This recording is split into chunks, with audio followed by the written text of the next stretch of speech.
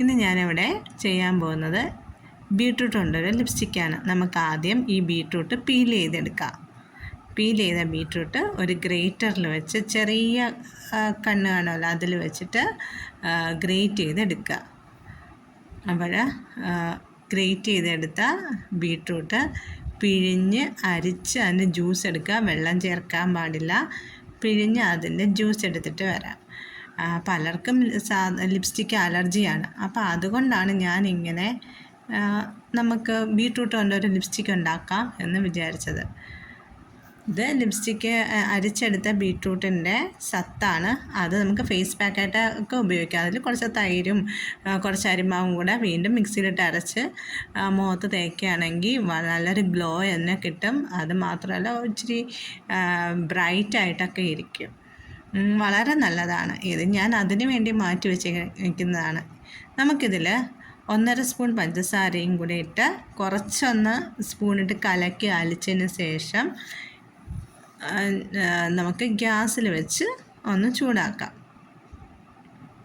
ഞാനൊരു ടീച്ചറായിരുന്നു. അവൾ പല കുഞ്ഞുങ്ങൾക്കും ലിപ്സ്റ്റിക്ക് അലർജിയാണ് ടീച്ചറേ എന്ന് പറഞ്ഞിട്ടുണ്ട്.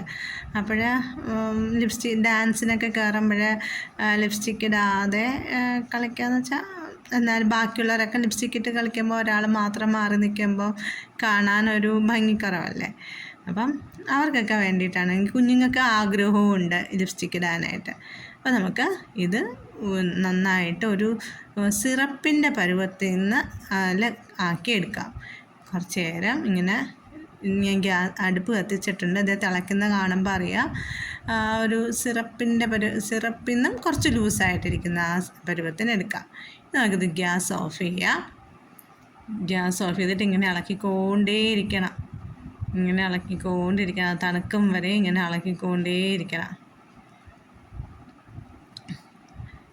ഇതേണ്ട ഇളക്കിക്കൊണ്ടിരുന്നാലേ ഇതിങ്ങനെ ഈ ഒരു രീതിയിലേ വരുള്ളൂ. ഇനി നമുക്ക് ഇത് കുറച്ചും കൂടെ തണുക്കാനുണ്ട്. തണുത്താലേ ചുണ്ടിലിടാൻ പറ്റുള്ളൂ, അല്ലെങ്കിൽ ചുണ്ട് പൊള്ളിപ്പോവും. അപ്പം ഞാനിത് ഇട്ട് കാണിച്ചു തരാം. ഇതൊന്ന് തണുത്തതിന് ശേഷം ഞാൻ എൻ്റെ ചുണ്ടിൽ ഞാനിത് ഉപയോഗിക്കുന്നതാണ്. ഞാനത് ഉപയോഗിച്ച് പരീക്ഷിച്ച് വിജയിച്ചത് കൊണ്ടാണ് നിങ്ങളിലേക്കും എത്തിക്കാമെന്ന് വിചാരിച്ചത്. കണ്ടോ? ഇതിപ്പം ഞാനിത് ഫ്രിഡ്ജിൽ സൂക്ഷിച്ച് വെച്ചിട്ടുണ്ട്. ഫ്രിഡ്ജിൽ സൂക്ഷിക്കാതെയും വെച്ചിട്ടുണ്ട്. എത്ര ദിവസം ഇരിക്കും? ഞാൻ ഏകദേശം 10 ദിവസമായി. Thank you.